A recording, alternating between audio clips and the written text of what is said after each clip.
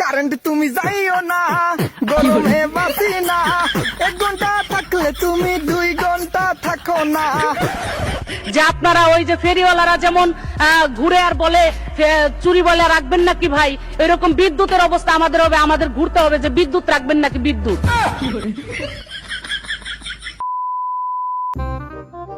দর্শক বৃন্দ, কেমন আছেন আপনারা?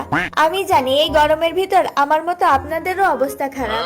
আর কোনো টেনশন নাই, এইটা সমাধানের জন্য আজকে এখানে বিশাল সমাবেশের আয়োজন করা হয়েছে। আজকে আমাদের এই সমাবেশে অনেক গণ্যমান্য ব্যক্তিরা উপস্থিত আছেন। তারা এই বিদ্যুৎ সংকটের সমস্যা নিয়ে আপনাদের সামনে আলোচনা করবেন। প্রথমেই আপনাদের সম্মুখে বক্তব্য রাখার জন্য আমাদের ওবায়দুল কাকা আসছেন। কেমন আছেন আপনারা? মুরব্বীরা কেমন আছেন? ভাইয়েরা কেমন আছেন? ডিজিটাল বাংলাদেশ কেমন আছে? ভালো থাকি কেমনে? সারাদিনে 24 ঘন্টার ভিতরে 20 ঘন্টায় কারেন্ট থাকে না। গরমের ঠেলায় কোলাইতে পারি না। মন ভরে যে এত সুন্দর গরম একটু উপভোগ করবো সেটারও অবস্থা নাই। মাঝে মধ্যে কারেন্ট এসে ডিস্টার্ব করে।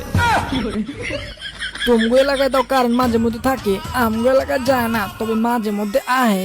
কি আর কম দুঃখের কথা, কারেন্ট হয়ে গেছে আমার এক্স গার্লফ্রেন্ডের মতো, একটু কিছু হলেই ব্রেকআপ করে চলে যায়।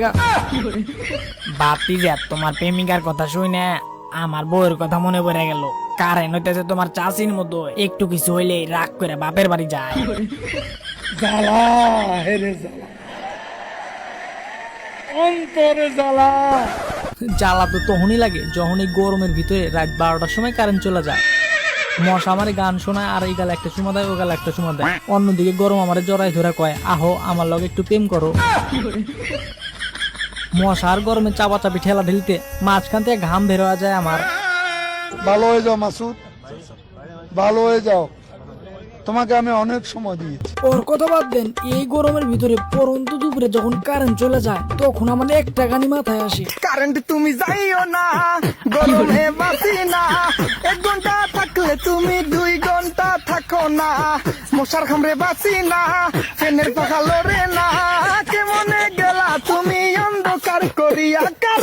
কারেন্টের মা বাপ, কারেন্টের মা বাপ, বিল নেওয়ার সময় হালা 2 টাকা ছাড় দেও না। আমরা করোনার চেয়ে শক্তিশালী, কাজে ভয়কে জয় করতে হবে, এই পরিস্থিতি মোকাবিলা করতে হবে। কারেন্ট যাওয়ার আর সময় পেল না, এই অসময়ে কারেন্ট চলে গেল। আর এই জন্য ওবায়দুল কাকা রাগ করে আমাদের মাঝ থেকে চলে গেল। তো বিদ্যুৎ না আসা পর্যন্ত আমরা 2-3 ঘন্টা নীরবতা পালন করি। আর বিদ্যুৎ চলে আসলে আমাদের মমতাজ আপা তার মূল্যবান বক্তব্য পেশ করবেন আপনাদের সামনে। 6 hours later. এক সময় এলাকায় ঢুকলে, গত সংরক্ষিত আসনের এমপি ছিলাম, এতগুলো কাগজ চলে আসতো বিদ্যুৎ চাই বিদ্যুৎ চাই। আমি সে সময় বলতাম যে বিদ্যুতের এমন অবস্থা শেখ হাসিনা করবে যে আপনারা ওই যে ফেরিওয়ালারা যেমন ঘুরে আর বলে চুরি বলে রাখবেন নাকি ভাই, এরকম বিদ্যুতের অবস্থা আমাদের হবে, আমাদের ঘুরতে হবে যে বিদ্যুৎ রাখবেন নাকি বিদ্যুৎ। তবু আমরা কাস্টমার খুঁজে পাবো না, গ্রাহক খুঁজে পাবো না। আজকে কিন্তু তাই হয়েছে। আজকে আর মানুষ বিদ্যুৎ চায় না, ঘরে ঘরে বিদ্যুতের আলো পৌঁছে গেছে। বিদ্যুৎ নিয়ে তো মাথা ঘামায় মাথার চুল ফেলে কোনো লাভ নাই।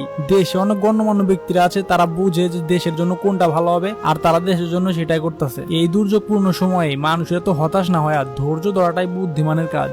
আস্তে আস্তে সবকিছু আবার আগের মতো স্বাভাবিক হয়ে যাবে। তার থেকে আপনি একটু গান শোনান, অনেকদিন ধরে গান শুনতে পারি না মোবাইলে চার্জ না থাকার কারণে।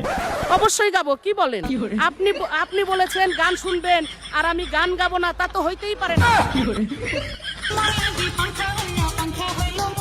এখন মনের পাংখা ঘুরে না তো খুঁজে বেড়াই মন, আমি তোমার লাগে পাংখা হইল মন, এখন মনের পাংখা ঘুরে না তো খুঁজে বেড়াই মন, মনেতে ঘুরে ঘুরে আমার অন্তরে প্রেমেরই আকাঙ্ক্ষা, ও পাংখা পাংখা পাংখা পাংখা পাংখা পাংখা হইল মন, এখন মনের পাংখা ঘুরে না তো খুঁজে বেড়াই মন, পাংখা পাংখা পাংখা পাংখা পাংখা হইল মন, এখন মনের পাংখা ঘুরে না তো খুঁজে বেড়াই মন।